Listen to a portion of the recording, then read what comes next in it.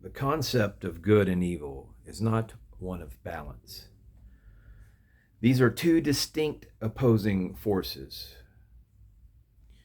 and typically can be understood by the way they harvest energy. Good ones do not need evil in order to survive. Evil is parasitic and depends upon good to maintain itself. God is the fountain, the wellspring of all creation.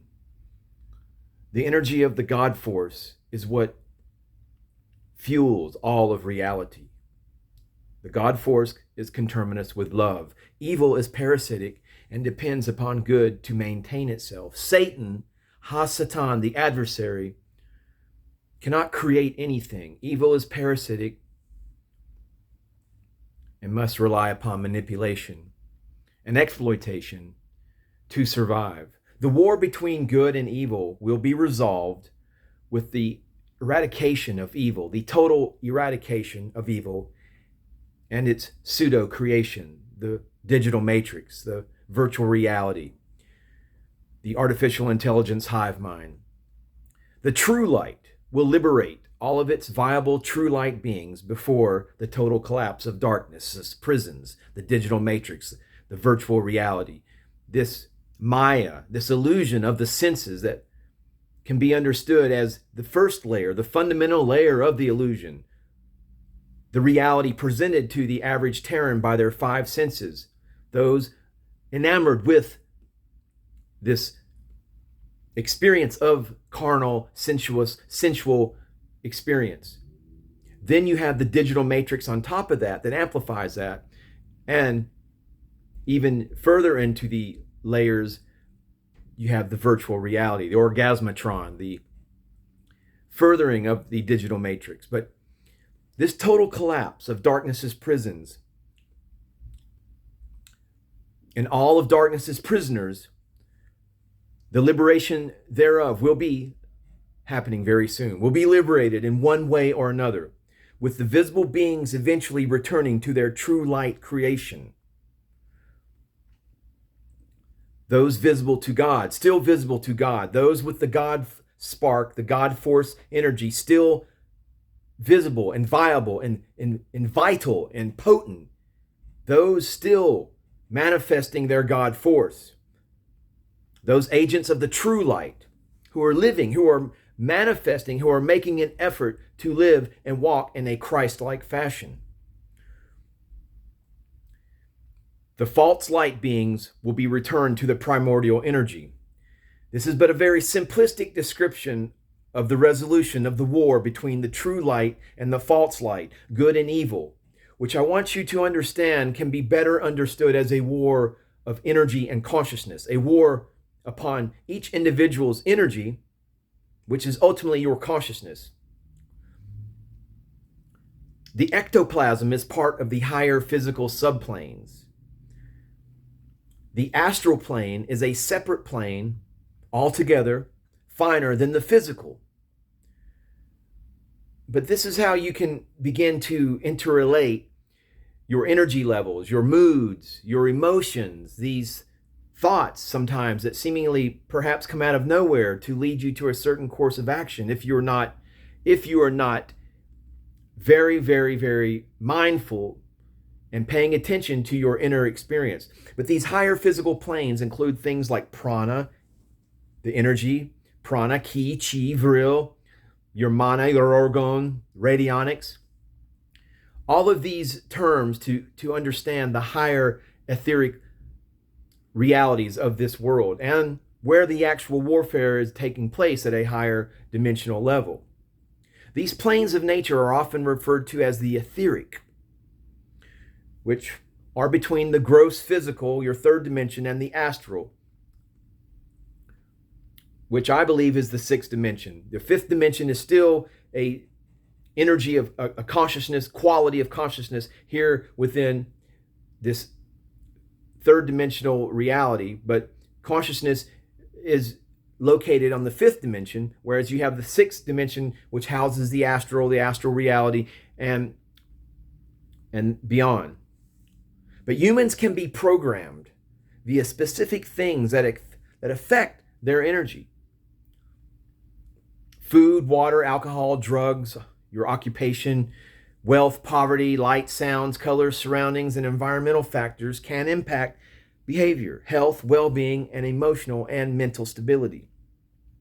The list of programming causes and effects could go on and on. What is important to realize is that there are many beings performing programming upon people at any given time.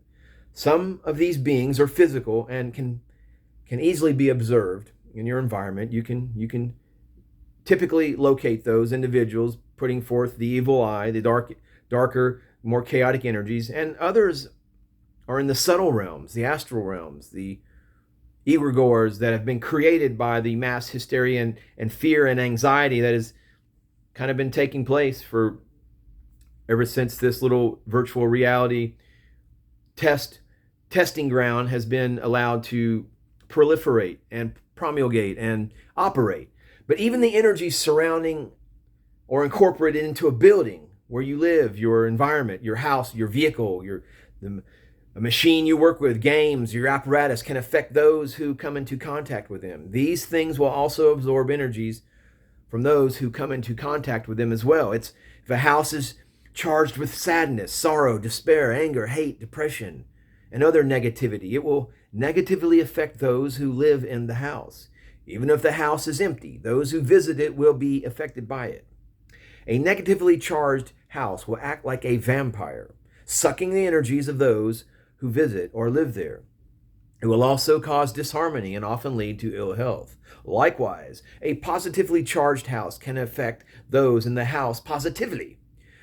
There are times when a horrible place can be programmed to appear positive to someone in order to trick the person. But all of this is a type of conflict, a war upon your energy, the quality of your energy, the quality of your consciousness. And the ruling elite use artificial programming to influence people's behavior. The technology, by and large, of this world, of this artificial intelligence hive mind, is geared to suck the energy and keep people in servitude. And that is by design. They have studied and observed human behavior over millennia. They use humans as guinea pigs in their various biological, behavioral, and other types of experiments. Their ultimate goal is to create the ideal slaves, soldiers, and administrators to benefit darkness. The ruling elite have learned how to apply differently, highly sophisticated and frightfully dangerous techniques to manipulate human behavior. They can send people into panic or calm them down at turns, depending on what energy centers they focus upon. They direct them to patiently wait through long queues or standing in line for inane reasons, or stir them into rage without any obvious provocation. They can make lies appear truthful and vice versa. They can make bad people look good and kind whilst making good people appear mean and ugly. They can make white things look black and black things look white, rather. The inversion, the total inversion that we're witnessing in this reality. They can manipulate peace-loving people into warmongers. They have learned how to extract extreme behavior from certain ones through programming. The extreme zealots are among the most highly programmed people in the world and serve many useful purposes for the ruling elite. Ironically, many people unknowingly apply programming in their daily interaction with others. Your gaslighting, your narcissistic type of Stockholm syndrome types of programming routines, sub-routines. But before the alien wars escalated, however, most of the programming on humans was done via radiation, food, sounds, sex, your porn industry, intoxicants, and through other physical agents. But in this modern era, programming has become more sophisticated and complex. Minds, memories, and experiences are affected by various means, including inaudible sounds, invisible beams, electromagnetics, radio frequency bombardment, electronic pulses, legal and illegal drugs, and so on and so forth. Ad nauseum, ad infinitum. Brain waves are altered via sounds, beams, and other sophisticated alien technology. Modern programming has a hypnotic effect. Very few victims are aware of this. In order to effectively minimize this programming, one must first become aware of it. From that point on, many of the spells woven around them dissipate or considerably diluted. Humans can fight off the programming, but it is not an easy battle. The alien technology is advanced, sophisticated, surreptitious, and deceptive. But the first step in this warfare is to realize that it is indeed a reality, and that your consciousness and your energy are the battlegrounds, the field of war, so to speak. But being mindful of that, being mindful of your energy and how you marshal your energy, how you harvest your energy, or mind your energy, or prune it, garden it, just all any of these words. But essentially, just understand that your energy and your consciousness are interrelated, and that simply living a saintly lifestyle, simply being always turned to the most highest, to the light, to the origins of all that is, which is love, which is in essence an energy. God is an energy, a frequency of love. So being constantly engaged in that type of energy, focus on that energy, is the path, the new earth to the golden age timeline, is the path to the new earth golden age timeline. And anything less than that is being sort of back into the field of conflict. But turn away from the battles, the tumultuousness, chaos of this outer world. Turn within to the light, to source, to the divine grid programmer, and begin to write the divine code that will keep your energy and consciousness inviolable. It will keep it sacrosanct, and it will keep it as a fortress of the light. Namaste, namaskaram.